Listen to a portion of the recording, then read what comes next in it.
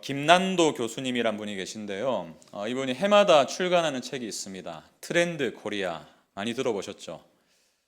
매년 하반기가 되면은 이듬해에 우리나라의 소비 경향을 이끌어갈 키워드를 제시합니다. 그리고 그 키워드를 주제로 해서 우리나라 사회 전반에 일어나는 여러 가지 현상을 분석하는 책인데요.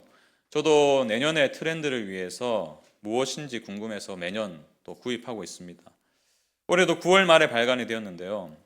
내년에 우리나라를 이끌어갈 키워드 중에 한 가지가 제 눈에 들어왔어요. 1.5 가구. 1인 가구는 많이 들어보셨죠? 근데 1.5 가구래요. 이 새로운 형태의 가족 개념이 이제 등장했다고 소개를 하는데요. 혼자 사는 가구인 1인 가구에 대해서는 많이 들어보셨을 거예요. 통계청 자료에 보니까 이미 우리나라 총 가구 수의 40%래요. 1인 가구가. 엄청나죠? 그야말로 1인 가구의 시대가 된 것 같습니다.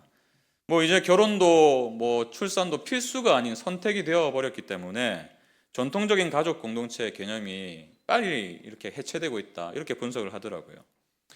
그야말로 개인의 자유와 또 개인의 독립성이 각광을 받는 시대가 된 것 같습니다. 그러나 이렇게 많은 1인 가구가 이제는 완전한 독립된 가구가 아니라 실용적인 면에서 1 플러스 0.5를 요구한다는 거예요. 혼자 사는데 0.5가 뭘까요? 반려동물, 또 반려식물 이런 것들을 키우는 사람이 많아졌고요. 또 방은 따로 쓰는데 공유 공간이 있어서 그 공유 공간은 같이 쉐어를 하는 거죠. 이런 주거 형태가 계속 만들어지고 있다고 합니다. 그런가 하면 이제 많은 청년들이 1인 가구로 살아가는데 원가족으로부터 독립은 했는데 주말에 한 번씩 가족을 만나서 식사를 하거나 아니면 반찬하기 귀찮으니까 반찬은 집에서 공급받는 그런 형태의 청년들이 많다고 하는 거예요. 그래서 0.5를 덧붙인 겁니다. 1인 가구 플러스 이러한 형태의 0.5. 근데 제가 이러한 현상을 보면서 이런 생각이 들더라고요. 이 많은 사람들이 개인의 자유 또 개인의 독립성을 추구하고 또 사랑하는 시대가 되었지만 결국에는 혼자서는 살아갈 수 없구나. 혼자 사는 걸 원하지만 그렇다고 해서 완전히 독립된 개체로 완전히 혼자서 살아갈 수는 없는 것이 우리의 인생이구나. 이런 생각이 드는 거예요. 예전에 지금도 아직까지 방영 중인데 나 혼자 산다라는 예능 프로그램이 있습니다. 근데 제가 그 제목을 볼 때마다 항상 의심이 들어요. 나 혼자 산다가 아닌 것 같은데 나 혼자 산다는 거예요. 그 연예인들이 이제 1인 가구로 살아가는 연예인들이 출연하지 않습니까? 근데 방송을 보면요, 늘 누군가 같이 있어요. 반려동물이 있거나 아니면 친구를 집에 끌어모으거나 식사를 같이 하거나 이 프로그램 이름을 바꿔야 될 것 같아요. 다 같이 산다로. 나 혼자 살고 싶은 마음은 다 있지만 여러분도 그렇잖아요. 저도 가끔씩 제가 혼자 있고 싶을 때가 많거든요. 아마 여러분도 다 그런 마음이 있으실 건데 혼자 있고 싶은데 혼자 살 수는 없는 게 우리 인생이잖아요. 그래서 아까 트렌드 코리아 이 책에도 보니까요. 1.5 가구 현상, 그 1인 가구 현상이 왜 우리나라가 벌써 40%를 넘어섰는가 이런 현상에 대해서 이렇게 분석합니다. 하지만 이 완전한 자유의 이면에는 짙은 그림자가 존재한다. 바로 고립의 심화다. 고립의 심화. 나라는 섬들이 끝없이 펼쳐진 초솔로 사회는 역설적으로 인간이 혼자서는 온전히 살아갈 수 없는 사회적 동물이라는 사실을 우리에게 다시금 일깨워준다. 무슨 말입니까? 결국에는 그 누구도 혼자서는 우리 내면의 외로움의 문제를 해결할 수 없다는 거예요. 인생은 그야말로 외롭죠. 남들한테 말할 수 없지만 또 배우자에게도 말할 수 없지만 가족들에게도 때로 말할 수 없지만 나만이 알고 있는 외로움이 우리 모두에게 있어요. 고독합니다, 인생이. 요즘처럼 차가운 바람이 불기 시작하면 왠지 모를 공허함이 느껴지고 쓸쓸해지는 게 우리의 인생 아니겠습니까? 왜 그럴까요? 왜 우리는 쓸쓸함을 느끼고 외로움을 경험할까요? 유명한 정신 분석학자가 있습니다. 자크 라캉이라는 분인데요. 이분의 책을 보니까 이렇게 분석했어요. 우리 모두에게는 우리만이 아는 그것이 존재합니다. 그것. 이 사람마다 다 그것이 달라요. 근데 그것이 뭐냐면 근원적인 결핍의 상징이다. 우리 모두에게는 결핍이 있다는 거예요, 한마디로. 그래서 이 결핍을 채우기 위해서 여러 가지 시도를 하며 산다는 것입니다. 돈을 많이 벌어본다든지, 명예를 추구한다든지, 사람을 사귄다든지, 이런 것들로 우리 내면에 있는 결핍을 채우려 하는데, 그 결핍을 채우려 하는 대상이 바로 그것이다. 근데 이 결핍을 채우고 싶은 마음이요, 끝이 없대요. 하나가 이루어지면 또 다른 게 생겨나고, 또 하나를 이루면 또 다른 걸 원하고, 좋은 차를 사는 것, 남성들은 다 한 번씩 꿈꿔봤을 거잖아요. 드림카. 여러분만의 드림카 있으시죠? 그 좋은 차를 사고 싶어서 악착같이 돈을 벌고 이제 샀어요. 사고 나면 어떻게 됩니까? 또 다른 차가 보이는 거예요. 막 신형이 막 돌아다니고. 그날부터 그 차만 계속 보게 돼요. 자녀들을 위해서 얼마나 여러분 헌신하셨어요? 십수년을 막 쏟아붓지 않습니까? 돈도 쏟아붓고 에너지도 쏟아붓고 다 쏟아붓고 나서 애가 좋은 학교에 갔어요. 그러면 만족감이 있어야 되잖아요. 기쁨이 있죠, 물론. 근데 그 기쁨이라는 게 일시적이라는 사실을 우리 모두가 압니다. 공허함이 밀려온 거예요. 다 이러고 보니까 뭔가 모를 쓸쓸함이 밀려오는 거예요. 그러다 보니 또 다른 것을 원해요. 대학 입학시켜 놓으면 또 다른 걱정이 생기죠. 졸업을 잘해서 좋은 데 취업해야 되는데, 돈을 벌고 지 앞가림 지가 잘해야 되는데, 좋은 배우자 만나야 되는데, 여러분 이런 것이 끝이 없어요. 제가 많은 분들을 만나는 사람이지 않습니까? 목사라는 직업이. 그러다 보니까 80이 넘으신 분들도 종종 만나는데요, 그분들을 만나서 얘기를 들어보면 똑같아요. 자식 걱정입니다. 삶의 공허함, 우리 모두가 있어요. 저는 그것을 마음의 구멍이라고 표현하고 싶습니다. 우리 모두에게는 남들에게 말하지 못하는, 밝히지 못하는 마음의 구멍이 다 있어요. 그 구멍을 채우기 위해서 아등바등 살아가는 거죠. 여러분 정말 최선을 다해 사시죠? 남들에게 뒤처지지 않으려고 노력하며 사시죠? 그러나 채워도 채워지지 않는 마음의 헛헛함이 있다는 것을 여러분은 다 아실 거예요. 근데 이런 문제가 우리 모두의 문제이지만 성경에 기록된, 오늘 성경이 말씀하고 계신 삭개오라는 인생에도 이 문제가 있었던 것 같아요. 여러분, 삭개오가 누구일까요? 성경에서는 이렇게 소개합니다. 예수께서 여리고로 들어가 지나가시더라. 삭개오라 이름하는 자가 있으니 세리장이요 또한 부자라. 삭개오가 누구라고요? 세리장이면서 부자래요. 돈이 굉장히 많았던 것 같습니다. 근데 이 사람이 돈을 성실하게 일해서 번 게 아니라 다른 방법으로 돈을 벌었던 것 같아요. 세리장이었어요. 말 그대로 사람들에게 세금을 걷는 사람이었습니다. 근데 이 당시에 이스라엘 문화에서는요, 이 세리장이라는 사람이 죄인 중에 죄인 취급을 받았어요. 왜 그럴까요? 우리나라도 일제시대를 겪어봐서 아시죠? 나라를 팔아먹은 사람들이 있었어요. 우리는 매국노라고 부르잖아요. 근데 이 세리들이 매국노였어요. 이스라엘의 입장에서는. 그 당시에 이스라엘은 로마 제국의 압제를 받던 상황이었습니다. 그러니까 이 사람들이 세금을 걷어서 로마 정부에 다 갖다 바치는 거예요. 근데 로마 정부가 한 가지를 허용해 줬습니다. 우리에게 일정한 금액만 바치면 나머지는 너네가 알아서 해. 그래서 세리들이 얼마나 고열을 짜냈는지 몰라요. 백성들의 고열을. 같은 민족의 고열을. 그래가지고 자기 배를 불린 거예요. 그러니 얼마나 미움을 받았겠냐고요. 나라를 팔아먹은 것으로도 모자라서 백성들의 등골을 빼먹는 사람인데 누가 좋아했겠냐고요. 그런데 특별히 이 삭개오라는 사람은요, 세리 중의 세리였어요. 세리장이잖아요. 세리들을 관리하는 사람이었어요. 그러니까 얼마나 많은 돈을 축적했을까요? 얼마나 많이 사람들에게 갈취를 했을까요? 그러니까 삭개오가 시간이 흐르면서 더 큰 집으로 이사를 가고, 그 집에 가보니까 굿땡도 있고 루이비땡도 있고 명품들이 막 즐비하고, 차는 벤땡을 타고 다니고 그러니까요, 그걸 볼 때마다 이 백성들의 마음이 뒤집어지는 겁니다. 저거 다 내 돈이잖아. 사람들에게 사랑받지 못하는 삶이었어요. 그럼에도 불구하고 이 돈을 놓지 못했어요.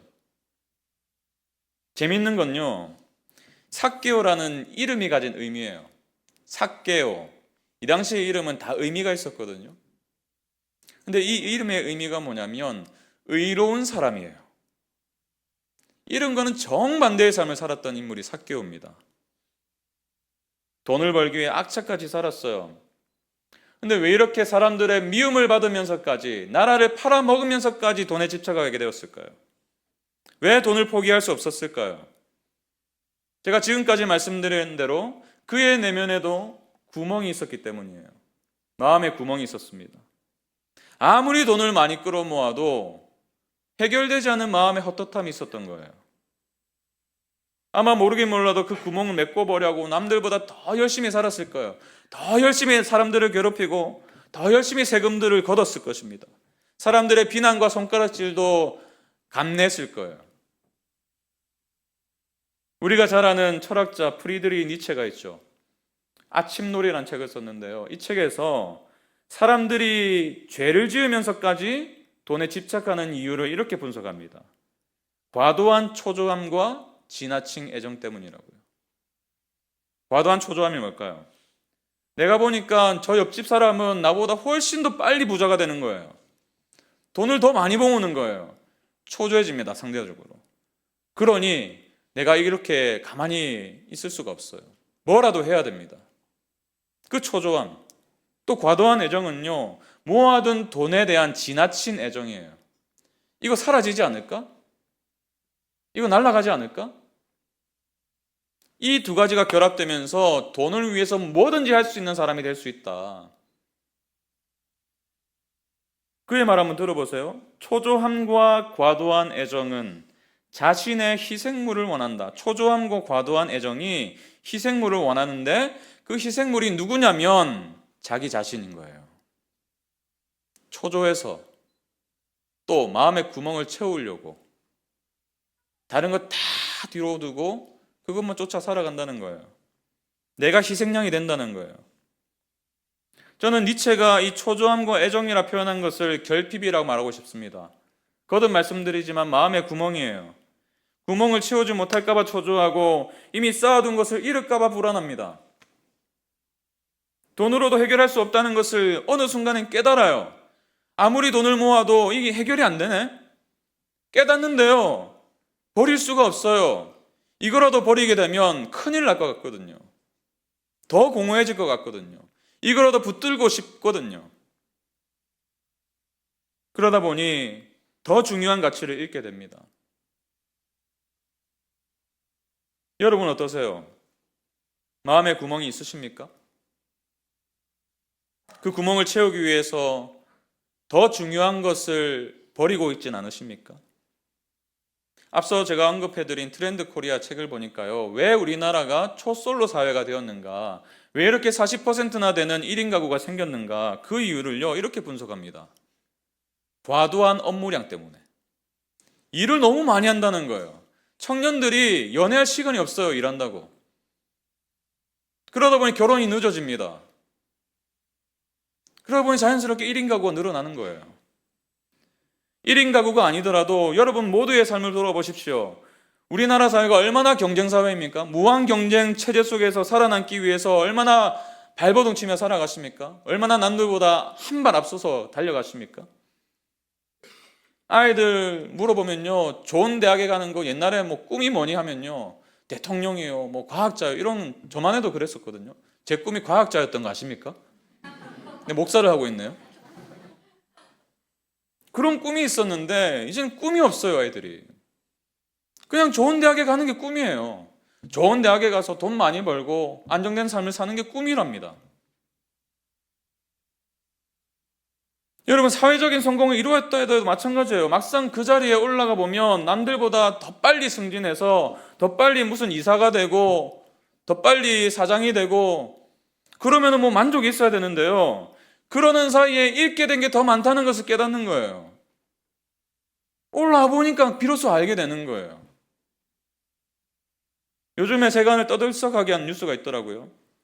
한 베이글 회사에서 일하던 젊은 청년인데 과로해서 운명을 달리했던 거예요. 너무 가슴이 아팠습니다. 그 회사는 어쩌면 많은 수익을 냈을런지도 모르겠어요. 돈을 많이 벌었을런지도 모르겠습니다. 그러나 결국 귀한 생명을 담보로 과도한 일을 시킨 거잖아요.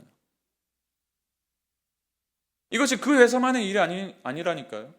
여러분이 몸을 담고 있는 직장의 문제일 수도 있어요. 여러분의 가정의 문제일 수도 있습니다. 개인의 삶의 문제일 수도 있어요. 내 구멍을 채워줄 만한 무언가를 발견하고 그것을 위해서 쫓아가다 보니 더 소중한 것들을 잃게 되는 줄도 모른 채로 살아갈 수 있다는 거예요. 여러분, 삭개오는요, 사람들로부터 지탄을 받는 인생이었어요. 사랑받지 못한 삶이었어요. 그러나 그의 마음에는 정직했던 것 같아요. 아무리 많은 돈을 벌어도 채워지지 않은 그런 결핍이 있다는 것을 깨달은 거예요. 그러던 중에 한 사람에 대한 소문을 듣게 됩니다. 레위라는 세리가 있었거든요. 근데 그 레위라는 세리가 이 예수라는 인물을 만나고 나서 삶이 바뀌었다는 거예요. 그 세리의 커뮤니티가 있었거든요. 그 커뮤니티에 소문이 돌았던 것 같아요. 레위라는 사람이 그래 예수를 만나자마자 그 세금 걷는 거를 그만뒀대. 세리라는 직업, 그 좋은 직업, 돈 많이 벌 수 있는 직업을 그만두고 그를 쫓아다닌대. 아마도 그 소문을 들었던 것 같아요.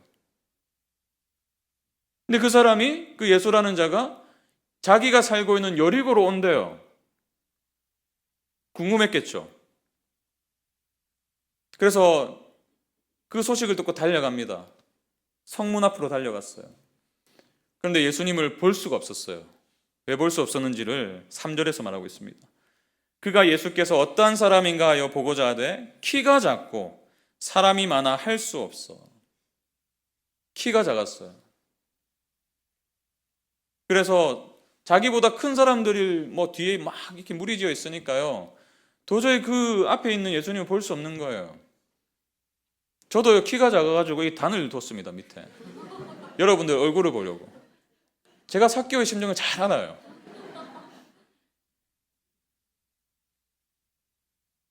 근데 더 큰 이유는, 그러면 막 인파를 뚫고 지나가면 되잖아요. 근데 그럴 수가 없었어요. 왜요? 사람들이 미워했거든요, 삭개오를. 당신 같은 매국노가 올 자리가 있는데 어디서 끼어들려고 그래? 아마 그랬을 거예요. 저리 썩거지라고. 이런 상황을 마주하면서 삭개오의 마음에는 두 가지 마음이 있었을 것입니다. 한 가지는요, 예수라는 사람을 만나면 이 마음의 공허함이 해결될 수 있을까? 그 질문을 안고 왔겠죠. 그렇다면 꼭 만나고 싶다, 이런 마음이 한 가지가 있었을 거고요. 또 다른 한 가지는 내가 이런 상황에서 꼭 저 사람 만나야 돼? 이 두 가지 마음.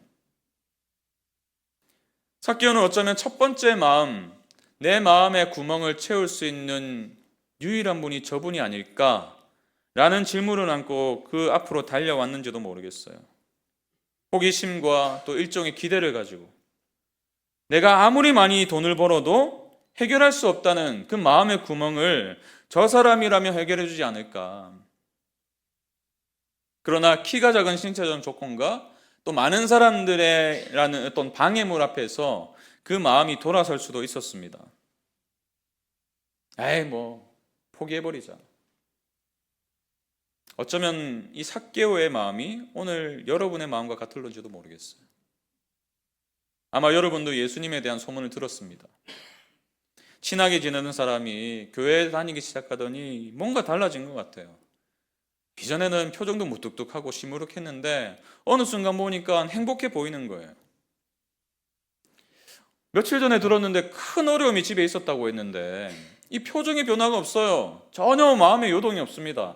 나 같으면 그 상황 속에서 절망하고도 남았을 일인데 저 사람은 왜 저렇게 의연하지? 왜 저렇게 흔들림이 없지? 예전에 만나면 돈 버는 얘기, 어디 주를 사라, 땅을 아파트를 어디 사라, 이런 얘기만 했는데 어느덧 보니까 대화 주제가 달라진 거예요.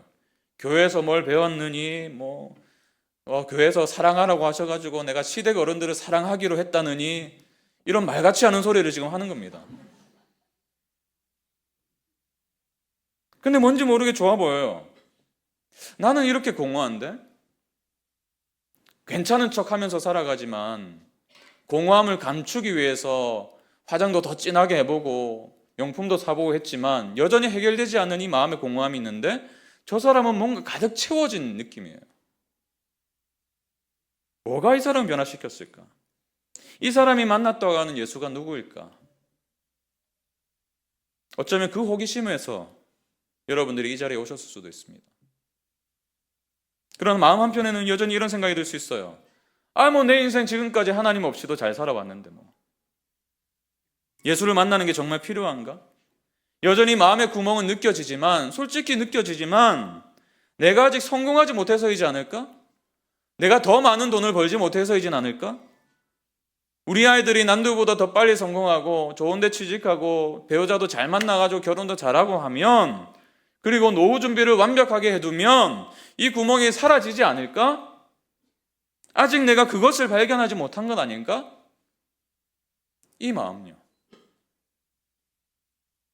여러분의 얘기일 수 있어요. 호기심에서 왔지만 여전히 망설여지는 마음이 있을 수 있습니다. 그러나 제 얘기를 한번 끝까지 들어보세요. 삭개오는요, 그 두 가지 마음 중에 첫 번째 마음을 끝까지 붙들었어요. 그의 결정을 보십시오. 포기하지 않았습니다. 그래도 예수님을 보고 싶었어요. 그래서 자신만의 방법으로 예수님을 보기 시도를 합니다. 4절을 보시면요, 이런 말씀이 있어요.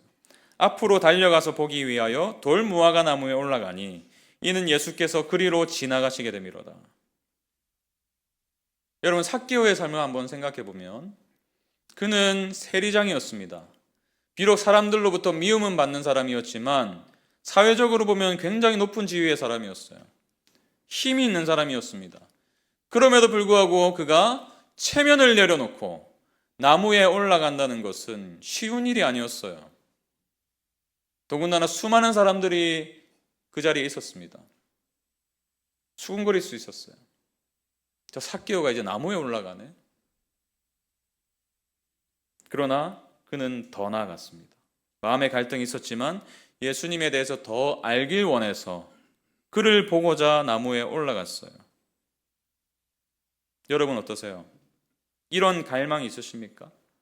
마음의 공허함, 또 혼자 있을 때 느껴지는 뭔가 모를 헛헛함.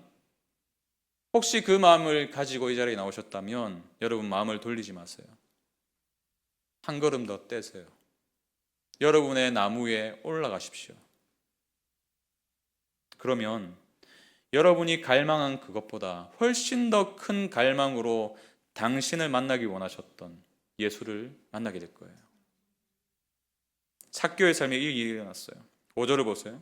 예수께서 그곳에 이르사 쳐다보시고 이르시되 삭개오야 속히 내려오라. 내가 오늘 내 집에 유하여야 하겠다 하시니. 예수님은 그를 보았습니다. 예수를 보기 원해서 나무에 올라갔던 삭개오를 예수님이 주목하셨어요. 그리고 그의 이름을 부르십니다. 삭개오야 속히 내려오라. 이름을 부른다는 것은 그의 인생을 안다는 거예요. 오늘 예수님은 삭개오를 처음 만났습니다. 그러나 그의 이름을 알고 계셨어요. 이름을 안다는 것은 그의 인생 전체를 알고 계셨다는 의미입니다. 아까 제가 말씀드린 대로 이 삭개오는요, 의로운 사람이라는 뜻을 가진 이름이에요. 의로운 사람. 그러나 전혀 의롭지 않은 삶을 살았던 인생. 그러니 삭개오의 이름을 부를 때마다 사람들은 이렇게 험담했을 거예요. 의롭긴 뭐가 의로워? 죄인 중에 죄인이지. 누군가는 그의 이름을 부르기도 꺼려했을 것입니다. 그 사람 이름 꺼내지도 마. 재수 없으니까. 그런데 예수님은 그와 눈이 마주치자 그의 이름을 불러주셨어요. 삭개오야 내려오라. 그는 여전히 의롭지 않았습니다. 여전히 죄인 중에 죄인이었어요.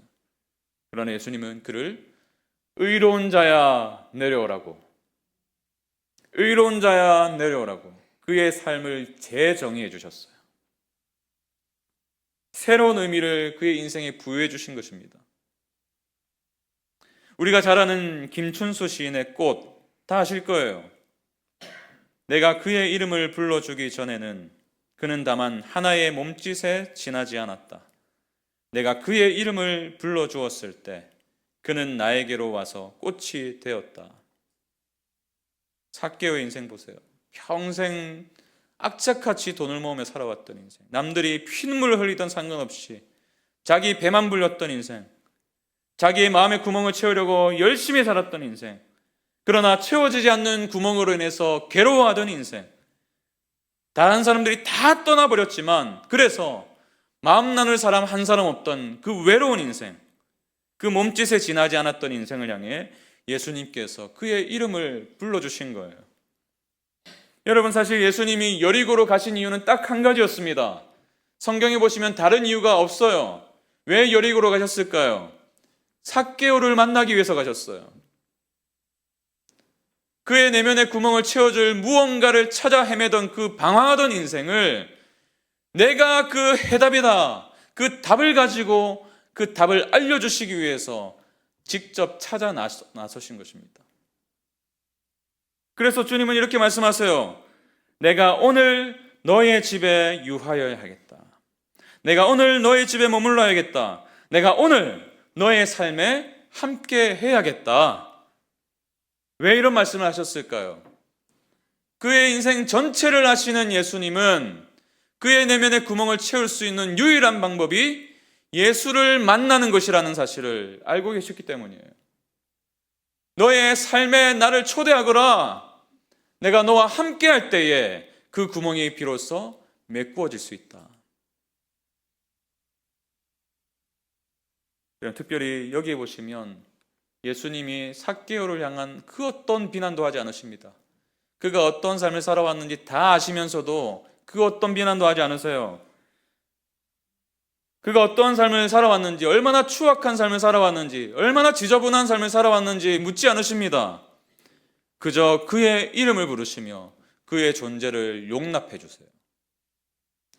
그 모습 그대로를 받아들여 주셨습니다.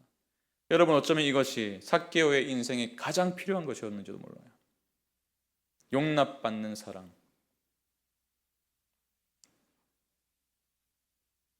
여러분, 이 사랑 앞에선 망설일 필요가 없습니다. 우리는 우리 스스로가 이 내면의 문제를 해결하기 위해서 얼마나 노력하며 사는지 몰라요. 근데 그 노력과 노력을 거듭하면서 허사라는 사실을 깨닫습니다. 그래도 포기할 수 없죠. 또 다른 대상을 찾아가요. 거기에 다다릅니다. 여기도 아니네? 또 다른 대상을 찾아요. 왜 이렇게 방황할까요? 우리의 마음을 메꿔줄 진짜 사랑을 발견하지 못해서요. 돈은요, 우리에게 신처럼 굽니다. 나를 가지기만 해봐. 다 해줄게. 너의 인생 문제 다 해결해 줄 수 있어. 근데 막상 가지게 되면 우리를 배신해요. 해결해 줄 수 없다는 사실을 발견하게 돼요. 사랑을 줄 수 있을 것 같습니다. 그 사랑으로 채워지지 않는 나의 내면을 발견할 때 얼마나 우리의 마음이 절망합니까? 인생에 대한 실망이 얼마나 큽니까? 예수님은 그의 이름을 부르시고 그의 인생 그 자체를 끌어안아 주셨어요. 얼마나 많은 분들이 이 사랑 앞에서 망설이나 몰라요. 내가 이런저런 삶을 살아왔는데 괜찮나? 나를 사랑하신다는데 내가 저 사랑 받아도 되나? 이 망설임 때문에 얼마나 많은 분들이 이 선을 넘지 못하나 몰라요. 얼마 전에 작고한 개그맨 전유성 씨, 다 아시죠? 이분에 대한 일화를 얼마 전에 들었습니다. 전유성 씨의 남동생이 있는데요. 이분이 예수를 믿는 사람이에요. 그래서 형을 얼마나 전도하려고 애를 썼나 몰라요. 평생을 애를 썼어요. 근데 어느 날 이런 말을 했다고 합니다. 몸이 이제 쇠약해지시고 그러다 어느 날 이런 말을 했다고요. 아니, 내가 지금까지 안 믿고 버텨왔는데 내가 몸이 아프다고, 내가 약해졌다고 그렇게 하면 쪽팔리잖아. 내가 부끄럽잖아, 하나님께. 이것이 그의 마음에 있던 장애물이었어요. 그 선을 넘지 못했던 거예요. 믿고는 싶은데 도저히 죄송해서 믿을 수가 없는 거예요. 그러나 결국 그는 자신의 이름을 부르시는 예수님 앞에 항복했어요. 그 사랑 앞에 항복했어요. 작고하시기 며칠 전에 이런 말을 남겼습니다. 내가 하나님을 너무 늦게 만났다. 내가 이제서야 이분을 알게 되고 내가 이제서야 이 믿음을 가지게 되었다. 너무 안타깝다. 남겨진 시간이 없는데. 이분이요, 평소에 예수님 없다, 뭐 신이 없다 이런 말을 공공연하게 했던 분이에요. 평생을 신의 존재를 부정했던 분입니다. 그럼에도 예수님은 포기하지 않으셨어요. 그의 이름을 부르셨어요. 유성아, 속히 내려오라. 내가 너의 집에 머물러야겠다. 삭개오도 마찬가지죠. 자신을 용납해 주신 그분께 마음을 열었습니다. 마음을 열고 그분께로 내려갔어요. 그분을 만났어요. 그 완벽하게 용납된 사랑을 경험했습니다. 그러자 그의 삶이 변하기 시작했어요. 8절 보십시오.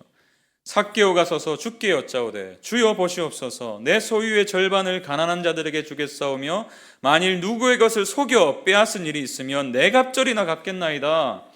여러분 보십니까? 한평생 사람들을 갈취하면서 살아온 인생이에요. 돈이면 사죽을 못 썼던 인생이 어떻게 이런 말을 할 수가 있습니까? 무슨 수를 써서라도 끌어모으려 했던 그의 인생이 어떻게 변화될 수가 있습니까?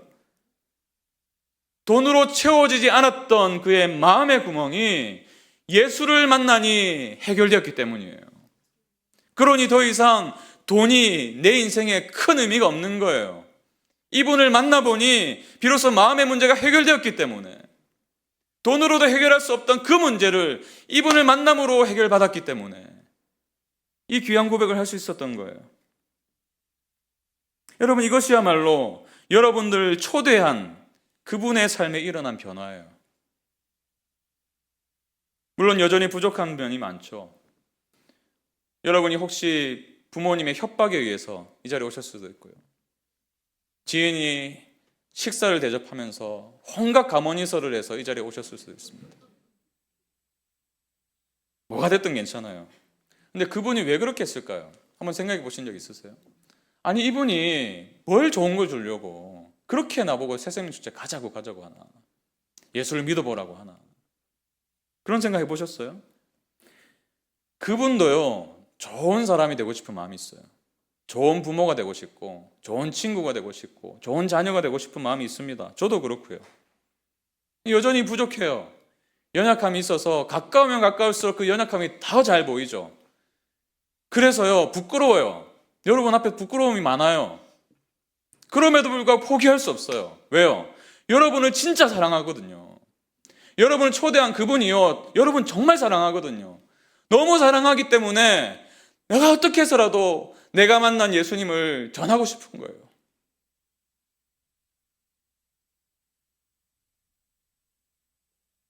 왜요? 여전히 부족함이 많은 인생인데, 여전히 내세울 것 없이 연약함을 가지고 살아가는 인생인데, 그런 인생을 아시면서도 품어주시고 용납해주신 그 예수님을 만났기 때문에, 그분이 나의 이런 부족함을 알면서도 끌어안아 주셨다는 것을 경험했기 때문에 그 가치가 너무나 커서 내가 부끄러움도 많고 부족함도 있지만 여러분의 손을 붙들고 이 자리까지 나온 거예요. 그리고 오늘 그분을 만나 주신 예수님이 당신의 이름을 부르십니다. 누구누구야 속히 내려오라. 여러분의 이름을 아세요? 아까 말씀드렸죠. 이름을 안다는 것은 여러분의 모든 삶을 아신다는 거예요. 어떤 삶을 살아왔던, 어떤 아픔이 있던, 어떤 마음의 상처가 있던, 그분은 개의치 않으시고 당신을 부르고 계세요.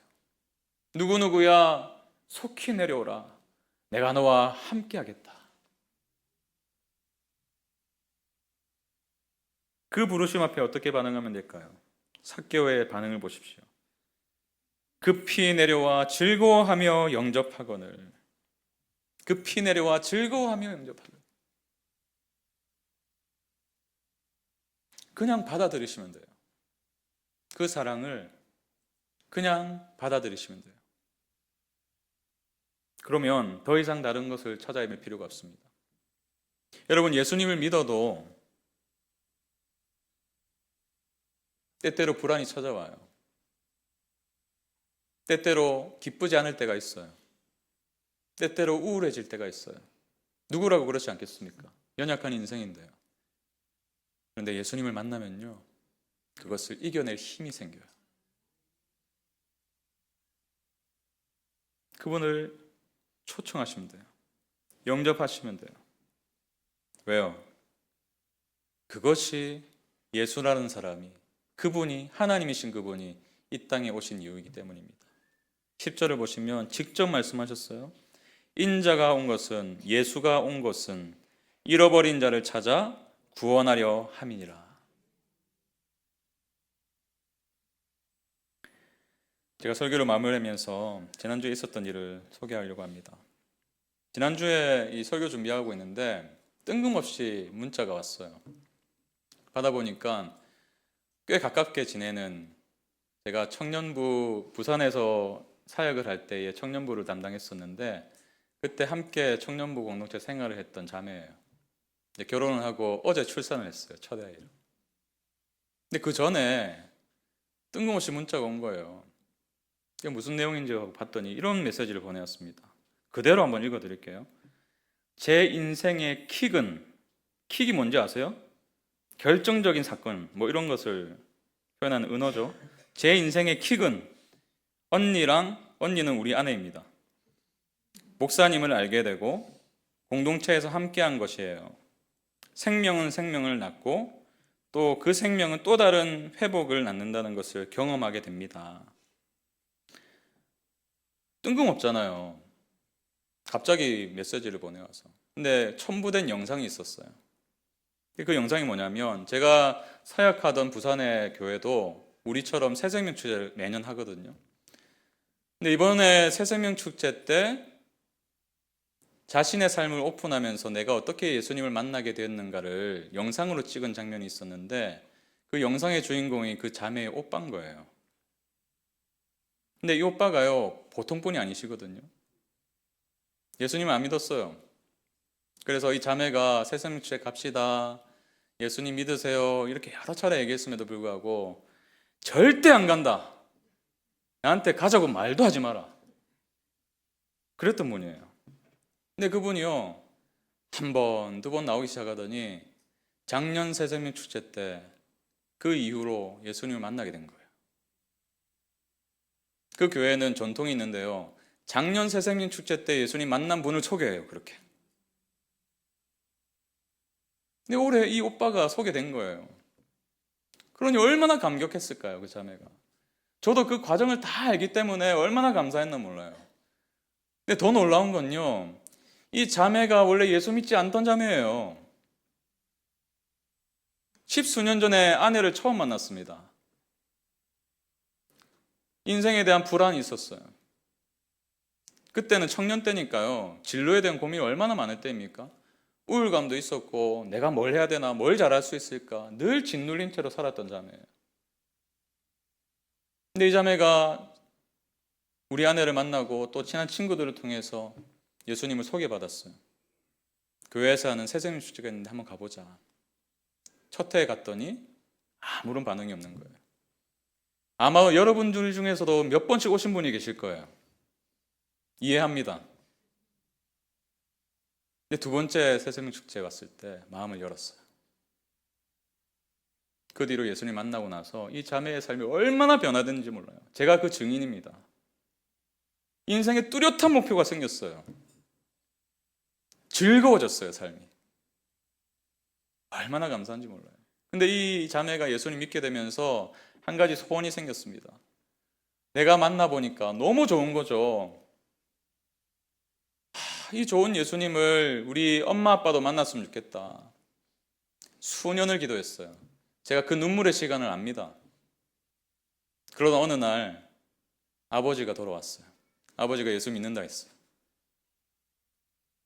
그렇게 완고하시던 어머니도 마음문을 여시고 교회 출석 잘하고 계세요. 그리고 남은 오빠 가정, 절대 안 간다, 말도 꺼내지 마라 했던 그분이 기적을 봤어요. 저는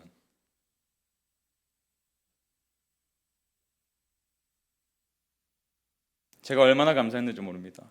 한 사람의 이름을 불러주시며 그 자매의 이름을 부르신 예수님은 그 자매의 인생뿐만 아니라 그 자매의 가정, 아버지와 어머니, 오빠의 가정, 그 전 가정을 구원하시는 것을 제가 목격했어요. 그분들의 인생은 즐거워하시며 사세요. 오늘 저는 여러분의 삶에도 같은 일이 일어나길 바랍니다. 사실 여러 가지 이유가 있을 거예요. 시간이 되어서, 또 친한 사람이 부탁을 해서 어쩔 수 없이 이 자리에 나온 것일 수도 있습니다. 그러나 저는 믿어요. 예수님은 지금 당신을 찾고 계세요. 삭개오를 찾아서 여리고로 가셨던 그 주님이 오늘 이 시간에 여러분을 찾고 계십니다. 그리고 여러분의 이름을 불러주고 계세요. 새생명 축제라는 돌 무화과 나무 위에 올라가 있는 여러분을 주목하고 계십니다. 그리고 여러분 이름을 부르시고 속히 내려오라. 내가 너와 함께 하겠다. 소년을 여러분을 위해서 기도한 부모의 마음, 또 자녀의 마음, 친구의 마음은 딱 한 가지예요. 내가 가장 사랑하는 사람이 나와 함께 예수님을 믿고 더 이상 방황하지 않고 더 이상 외롭지 않고 공허하지 않는 삶을 살게 되는 것. 가장 사랑하기 때문에 포기하지 않고 기도해 온 것입니다. 당신도 내려오시기 바랍니다. 내려와 영접하세요. 한 발짝만 뛰어보세요. 그 믿음을 보시고 하나님께서 당신의 하나님의 자녀로 삼아주실 줄로 믿습니다. 예수님께서 하신 말씀을 멜로디를 붙인 찬양이 있어요. 처음 오신 분들은 아마 잘 모르실 텐데요. 예수님께서 여러분 한 분 한 분을 위해서 이런 말씀하십니다. 평안을 너에게 주노라. 내가 주는 평안은 세상이 줄 수 없다. 세상에 아무리 화려한 것들이 많고 뭐든지 해줄 수 있을 것처럼 약속하는 것들이 얼마나 많아요. 저것만 가지면 행복할 텐데, 저것만 있으면 내 삶이 불안해하지 않을 텐데, 그런 것들이 얼마나 많습니까? 근데 그것은 줄 수 없는 평안이 있어요. 도저히 줄 수 없는 평안을 예수님이 주시겠다고 약속하셨어요. 오늘 이 찬양이 흐르는 동안 여러분을 향해서 손을 뻗으시며 이름을 부르시는 그분의 음성에 순복하시기 바랍니다. 평안을 너에게 주노라. 평안을 너에게 주노라. 세상이 줄 수 없는, 세상이 알 수도 없는, 알 수도 없는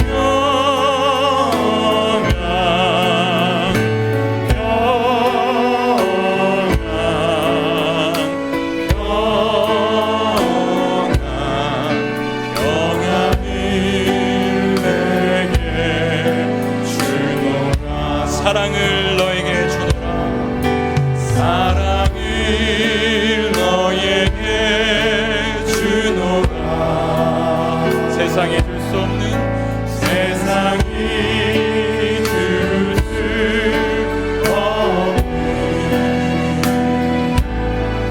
세상이 알 수도 없는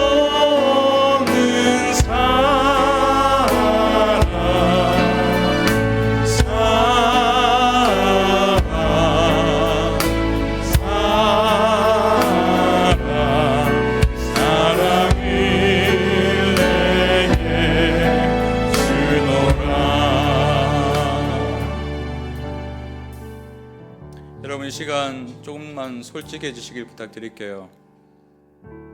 여러분도 다 있으시죠? 마음의 구멍.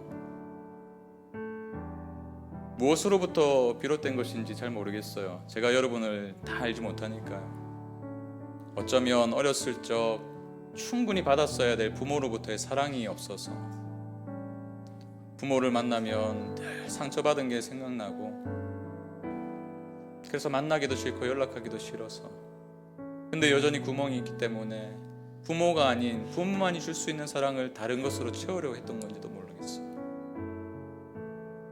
너무나 가난하게 살아서 내가 돈만 어떻게든 벌면 행복할 거야 라는 그런 막연한 기대를 가지고 지금까지 최선을 다해서 살아오셨는지도 모르겠어요. 우리 한번 솔직해 보았으면 좋겠습니다. 우리 모두에게는 마음의 구멍이 있습니다. 여러분도 다 아실 거예요. 근데 우리는 경험적으로 알아요. 그렇게 노력을 하고 그렇게 최선을 다해봤지만 여전히 채워지지 않는 무언가가 있다는 사실을 우리는 알 겁니다.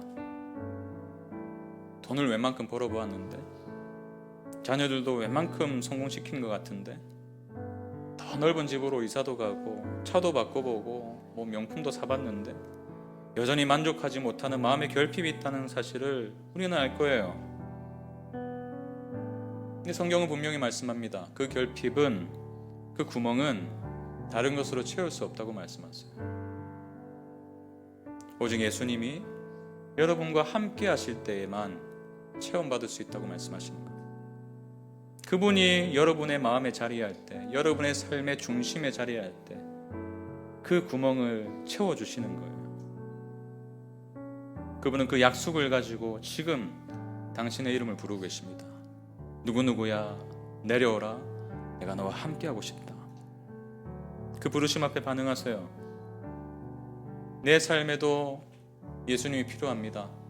이 한마디 고백이면 충분합니다. 우리 다 눈을 감으시고요.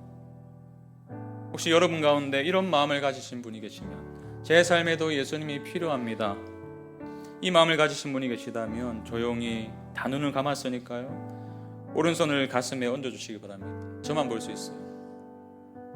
용기를 내어보세요.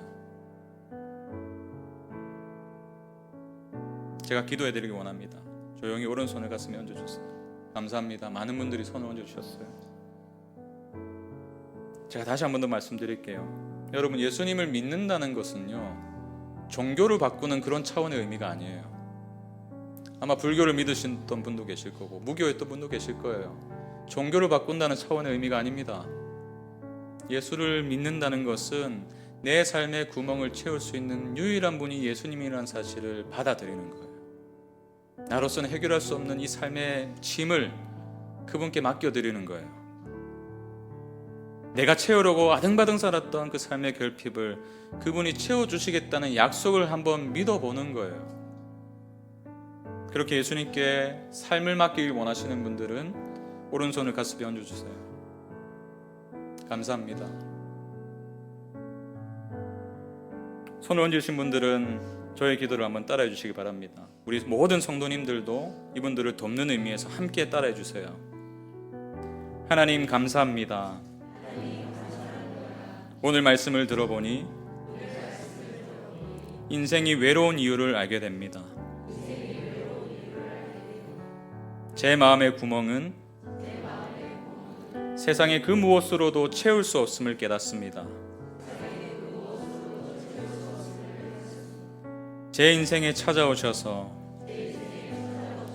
제 이름을 부르시는 예수님의 초청에 저도 기쁨으로 반응합니다. 이제부터 예수님을 믿어보고 싶습니다. 제 삶을 받아주세요. 예수님의 이름으로 기도합니다. 아멘. 제가 마무리 기도하겠습니다. 하나님, 오늘 이렇게 많은 분들이 예수님께 삶을 맡겨보겠다고 고백했습니다. 이제 이들의 마음을 채워주시옵소서. 새로운 삶에 대한 기대와 소망으로 살게 해주시옵소서. 우리의 삶을 처음부터 지금까지 주목하고 계셨고 어려움이 찾아올 때마다 나도 모르는 순간순간 도움이 되어주신 줄로 믿사오니 앞으로는 그 주님을 인정하고 예수님만이 주시는 평안을 누리게 하여 주시옵소서. 감사드리며 예수님 이름으로 기도합니다. 아멘. 우리 귀한 결심하신 분 한 분 한 분을 마음을 다해서 축하합니다. 박수로 환영하겠습니다.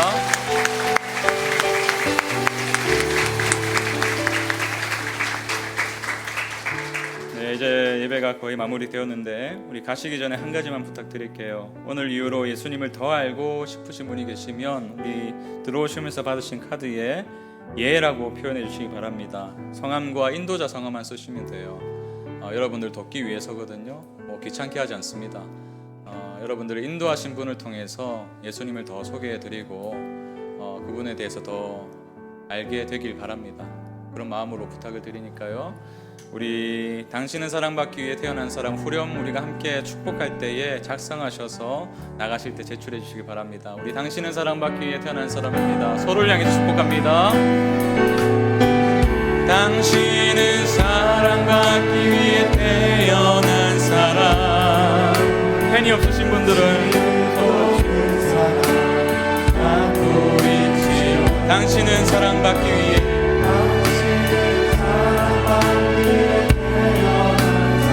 지금도 그 사랑 받고 있지요. 우리 한 번 더. 당신은 사랑받기 위해 태어난 사람입니다. 당신은 사랑받기 위해 태어난 사람. 지금도 그 사랑 받고 있지요.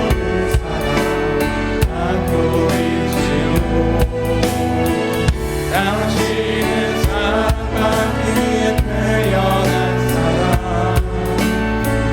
지금도 그 사랑 받고 있지요. 우리 한 번 더 환영의 박수, 격려의 박수 부탁드립니다.